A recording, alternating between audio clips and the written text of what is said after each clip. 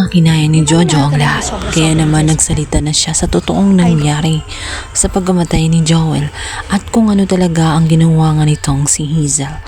Kaya naman, nadagdagan ang kaso nga nitong si Hazel. Hindi rin nakaligtas itong si Jojo dahil may partisipasyon siya.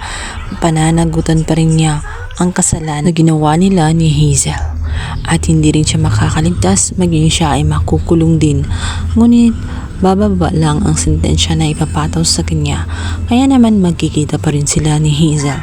Dito naman ay galit na galit itong si Hazel. Nang makita nga itong si Jojo na papasok na nga sa loob ng kulungan. Ayon sa kanya ay nagsisinungaling lamang at gumagawa lamang ng kwento itong si Jojo. Subalit matibay na ang ebidensya na nagtutulak sa kanya. Tanging si Alice na lamang ang takot pang magsalita. Samantala, tela nakahinga naman ng maluwag itong si Andrea. Matapos nga makita na sa wakas ay nagbabayad na rin sa loob ng kulungan ang bruhang si Hazel. Maging itong si Jojo ay nakakulong na rin.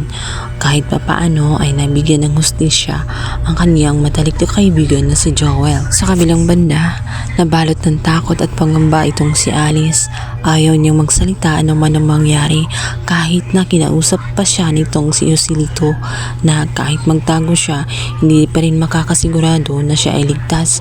Darating din ang oras na mabubuko din siya, lalong-lalo na at may partisipasyon din siya sa pagkamatay ni Joel. Siya lang naman kasi ang nag-abot ng naturang gamot. Although wala siyang malay na gagamitin ni Hazel ito sa kasamaan, ngunit kahit ganun pa man, sa kanya pa rin nanggaling ang naturang droga.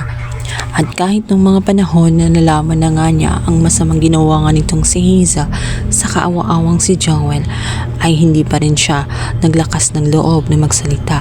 Mas pinili niyang manahimik at huwag magkialam. Kaya namang oras, hindi pa rin siya ligtas.